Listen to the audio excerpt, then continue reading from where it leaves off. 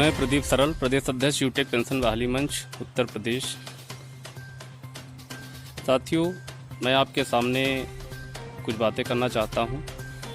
वर्तमान में शिक्षक स्नातक एमएलसी चुनाव में जिस हिसाब से परिणाम आए हैं वो हमारे लिए एक चुनौतीपूर्ण है। मैं उन जीते हुए जो भी हमारे प्रत्याशी हैं, जो पार्टी स्तर से जीते हैं या संगठन स्तर से जीते हैं, वित्तहीन के हमारे साथी हैं, मैं उनसे एक निवेदन करना चाहूँगा कि उन्हें जो है इस मुद्दे पे, पुरानी पेंशन बहाली के मुद्दे पे, साथ साथ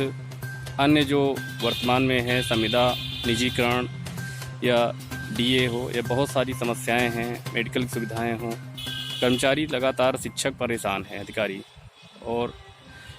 मैं अपने जीते हुए शिक्षक एमएलसीओं में विशेष रूप से उमेश द्विवेदी जी लखनऊ क्षेत्र से, हमारे ध्रुव कुमार त्रिपाठी जी गोरखपुर क्षेत्र से,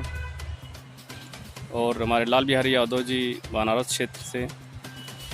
आकाश अग्रवाल जी आगरा क्षेत्र से, डॉक्टर हरि सिंह ढिल्लो जी बरेली क्षेत्र से, आप सबका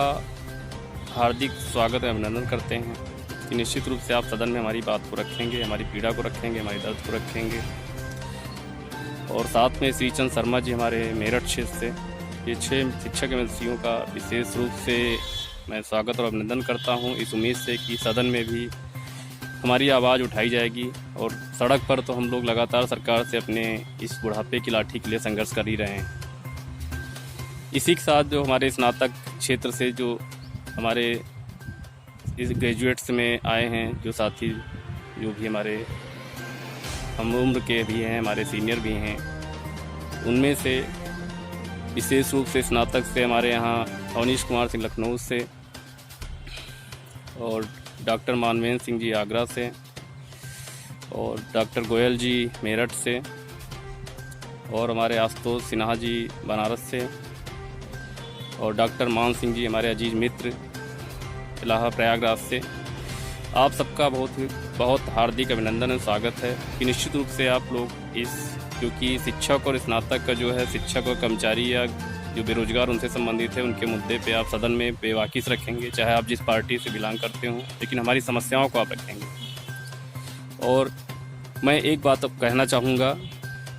कि हमारे कुछ साथी जो कि हमारे साथ संघर्ष में आए थे, उन्होंने एक संगठन बनाया था जो कि एक मुद्दे पे था, लेकिन समय बदलते ही महत्वाकांक्षाओं ने हिलोरे मारे और वो एक संगठन ना होकर के एक पार्टी के रूप में तब्दील हो गए। वही लोग हैं जो पहले दूसरों को गाली देते थे कि ये इनका उद्देश्य पेंशन है, वो तो वो है एमएलसी है, आज वो खुद उस दलदल में फंस चुके हैं। तो निश्चित रूप से नीति और नियत व्यक्ति की साफ होनी चाहिए, तभी हम सफल हो पाएंगे। क्योंकि ईमानदारी बहुत बड़ा गुण है जिसके माध्यम से संघर्ष करके और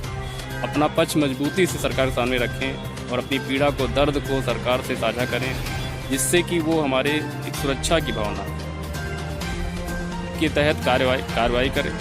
क्योंकि हम मजबूती से इस कोरोना काल में भी हमारे शिक्षक साथी, मेडिकल के साथी, हमारे सुरक्षाकर्मी लगातार संघर्षशील रहे हैं, परिश्रम से, मेहनत से उन्होंने देश को इस महामारी से बचाया है। तो निश्चित रूप सरकार की भी जिम्मेदारी है कि वो हमारे रिटायरमेंट पे, जो कि आज हमारे साथी रिटायर हो रहे हैं, कोई 10,000, कोई 5,000, कोई 4,000, कोई 2,000, कोई 1,200, कोई 1,500, 1,800, मतलब कोई सीमा ही नहीं कितना किसको मिल रहा है।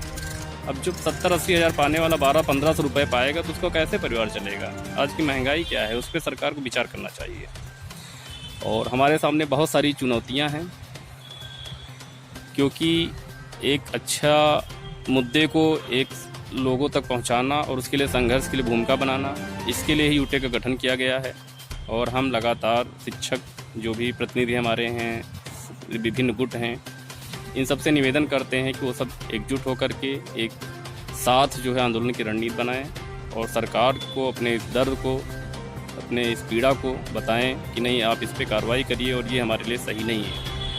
क्योंकि एनपीएस कहीं न कहीं नॉन पेंशन स्कीम है जो कि शेयर बाजार आधारित है, इसमें सुरक्षा की कोई गारंटी नहीं है। हम भारत के लोक कल्याणकारी राज्य के नागरिक हैं,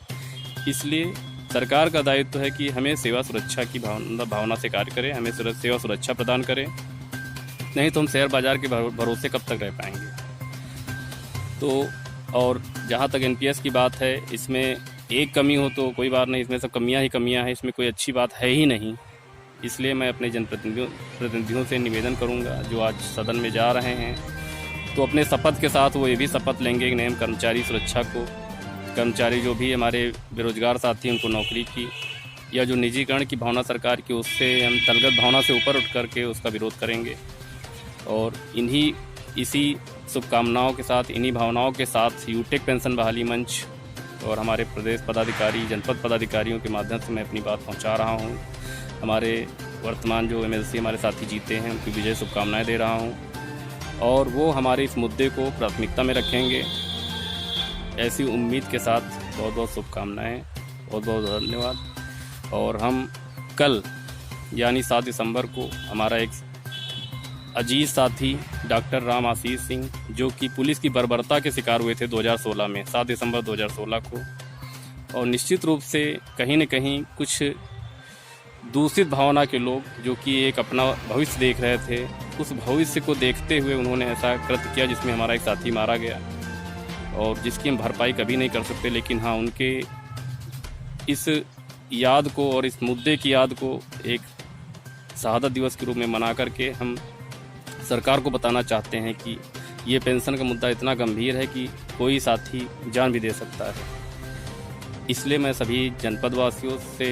जो भी हमारे यूटेक के सदस्य हैं, जो शिक्षक हैं, जो एनपीएस के अंतर्गत आते हैं, जो ओपीएस में भी हैं, उनका भी सहयोग चाहते हैं, विभिन्न संगठनों से अपील करते हैं कि एक दिया जरूर है, एक कैंडल जो है डॉक्टर राम आशीष जी के नाम कल जरूर जलाएं।